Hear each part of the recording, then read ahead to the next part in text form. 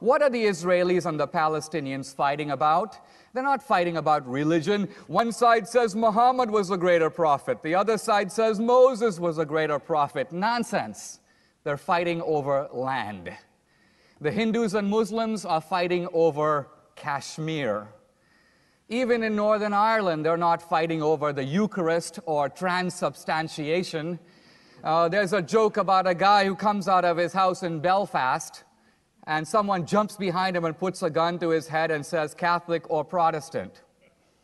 And the guy goes, well, actually, I'm an atheist. And the voice says, Catholic atheist or Protestant atheist?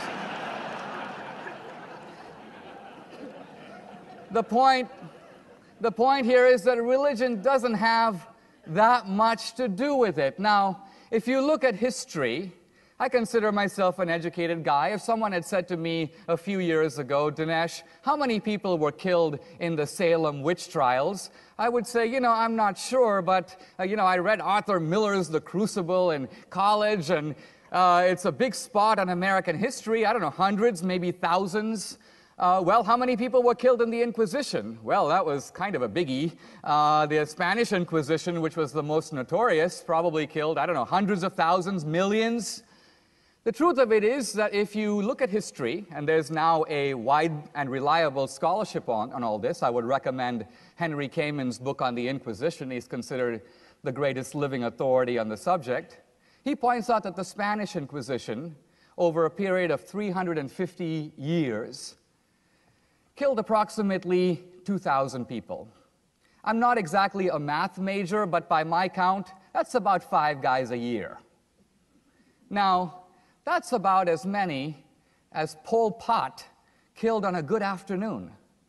My point is, here you have the Inquisition. Well, what about the Salem witch trials? All you have to do is go to Salem. The witches are really thriving. Most of them are now tourist guides. And if you pick up one of their brochures, you'll see right away the number of people killed in the Salem witch trials was in fact precisely 18. Now, that's 18 too many, or 2018 too many, but look, let's keep a little sense of proportion or balance. While the atheists are crying crocodile tears over the crimes of Christianity that occurred 200, 500, or in the case of the Crusades, 1,000 years ago, crimes that, by the way, are unrepeatable today. We're not exactly going to have the Salem witch trials here in Pasadena next week. Meanwhile, the atheists completely ignore and duck and try to get out from under the crimes of atheist regimes, which are not ancient. In fact, they have occurred within living memory in the last century. I'm not just talking about Stalin in Russia or Mao in China or the Nazi regime. True, if you bring those three together, those three regimes in the space of a mere 5 decades killed no fewer than 100 million people.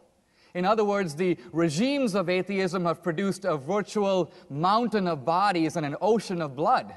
We're not even talking about Pol Pot's 2 million, or Ceausescu, Kim Jong-il, Fidel Castro, Enver Hoxha, the list goes on.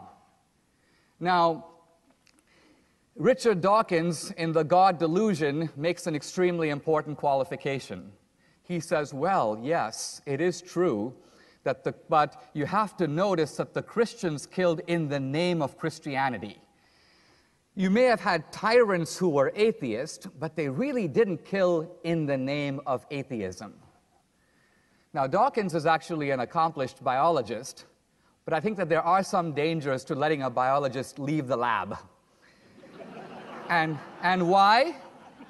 Because here is a guy who's straying out of his field, reveals a complete ignorance of history. All you have to do is read the Communist Manifesto. All you have to know is a little bit about these different regimes to see right away that this wasn't a matter of having a dictator who happened to be atheist. The whole idea in Marx is that religion is the opium of the people. The whole idea is to create a new society, a new man, and a new utopia, liberated from the shackles of traditional religion and traditional morality. So here's my bottom line, and that is, if you think the Bin Ladens of the world are bad, Bin Laden in his wildest imagination could not even begin to match the crimes of atheism that have occurred within our lifetime. It is atheism, not religion, that is responsible for the mass murders of history. Now, we'll see for Michael Shermer some dodging on this issue, so I just want to preempt this as I conclude by reading you a line from Daniel Dennett in his book, Breaking the Spell. He says, "It is true that the religious fanatics are rarely inspired or guided by the deepest and best tenets of those religions." Then he says this, "So what? Al-Qaeda and Hamas, terrorism is still Islam's responsibility, and abortion clinic bombing is still Christianity's responsibility." To which I say, amen. In other words, if crimes are committed in the name of an ideology, the people who share that ideology must accept some responsibility for them. But here's my point. Let's be a little even-handed about that. If that is true of religion, it is also true of atheism. The atheists don't get to dodge and say, well, really, but we wouldn't do that. We're such nice people.